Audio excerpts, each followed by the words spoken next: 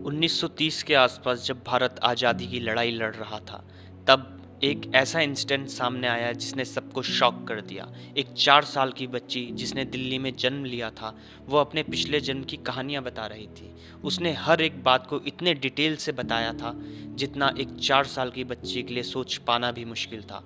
यह बात उस वक्त पूरे भारत में बहुत तेज़ी से फैली और जब गांधी जी तक बात पहुंची, तो वो भी सोच में पड़ गए कि क्या ये सब पॉसिबल है। तो चलो आज शांति देवी के पुनर्जन्म की कहानी के बारे में जानते हैं। आप सभी का एक और नई वीडियो में स्वागत है। कहानी शुरू होती है 18 जनवरी 1902। मथुरा में चतुर्भुज नाम के एक आदमी के यहाँ एक बेटी पैदा हुई और उसका नाम रखा गया लुगड़ी देवी। जैसे आप सब जानते हो कि उस वक्त कम उम्र में ही अपने बच्चों की शादियां करा देते थे, इसलिए लुगड़ी देवी की शादी भी 10 साल की उम्र में मथुरा के एक कपड़े की दुकान चलाने वाले केदारनाथ चौबे के साथ हो गई। अब उनकी जिंदगी में सब कुछ नॉर्मल चल रहा था। कुछ सालों के बाद लुगड़ी देवी को मां बनने का मौका मिला। डिलीवरी के बाद उनका बच्चा तो बच गया, लेकिन उसके 10 दिन के बाद लुगड़ी देवी ने दम तोड़ दिया। अब आता है कहानी में ट्विस्ट। इस सब के ठीक 10 महीने के बाद दिल्ली में एक बच्ची का जन्म होता है जिसका नाम रखा गया शांति देवी। शुरू में इस बच्ची के माँ बाप थोड़ी टेंशन में थे क्योंकि दूसरे बच्चों के कंपैरिजन में इसने बोलना थोड़ा लेट स्टार्ट किया। जब शांति देवी 4 साल की हुई और बोलने लगी तो उसकी बातें सुनकर माँ बाप के होश उड़ गए।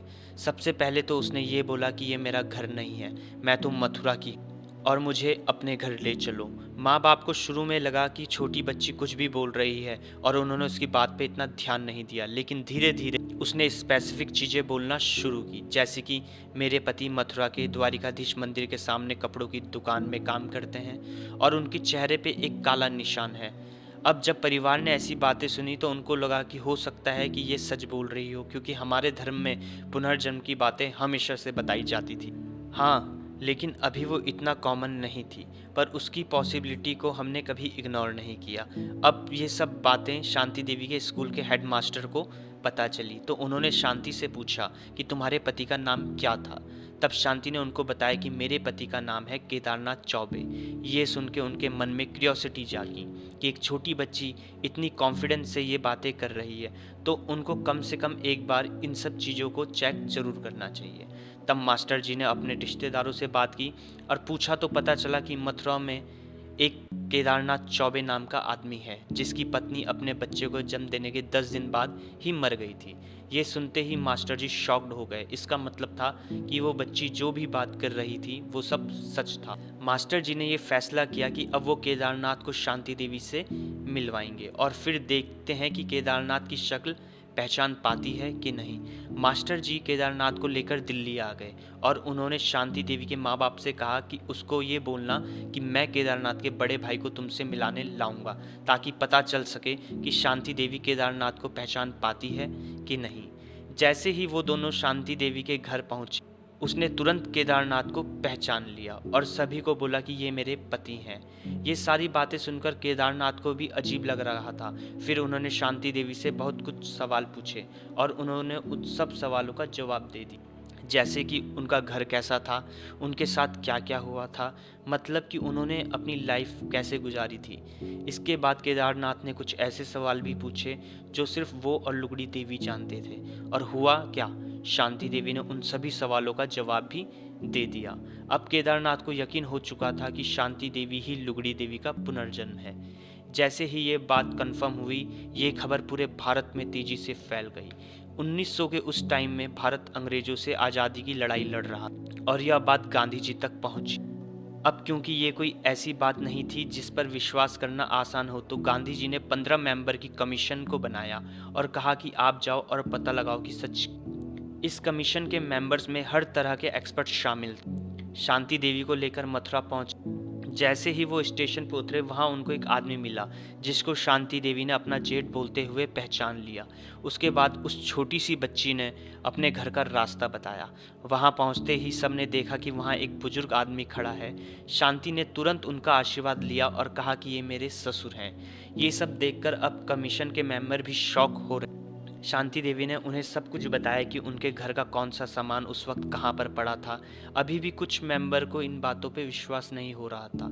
शांति देवी ने कहा कि मैं ऊपर एक जगह पैसे छुपा के रखती थी, आप वहाँ जाओ तो आपको वहाँ पैसे मिल जाएंगे।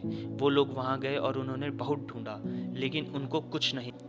तब केदारनाथ ने बताया कि लुगड़ी देवी के मरने के बाद उसने वहाँ से पैसे उठा लिए थे। उसके बाद कमीशन के मेंबर्स ने बहुत सारे सवाल पूछे और अपनी रिपोर्ट के रिजल्ट में यह बताया कि यह पुनर्जन्म की घटना एकदम रियल। जब ये सब हुआ तो उस वक्त के सभी अखबारों और मैगजीन में ये खबर छपी और इस केस की स्टडी करने के लिए दुनिया भर से लोग आए। कुछ ने कहा कि ये स्टोरी सिर्फ फेम पाने के लिए बनाई गई थी और कुछ रिसर्च ने इसको वैलिड प्रूफ। ये सब चलता रहा, पर शांति देवी जी ने पूरी जिंदगी किसी से शादी नहीं की। 61 साल की उम्र में उन्होंने दम तोड़ दिया।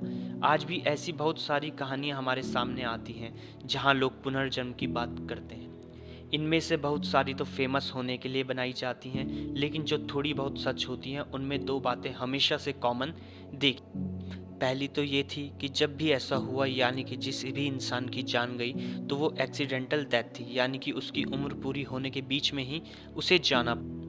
और दूसरी ये कि पुनर्जन्म जब हुआ तो वो इंसान उसकी पिछली बॉडी के मरने के एग्जैक्ट 10 महीने के बाद ही पैदा हुआ था। मतलब कि एक तरफ से कोई गया और उसी मोमेंट में उसने किसी और की बॉडी में जन्म ले लिया।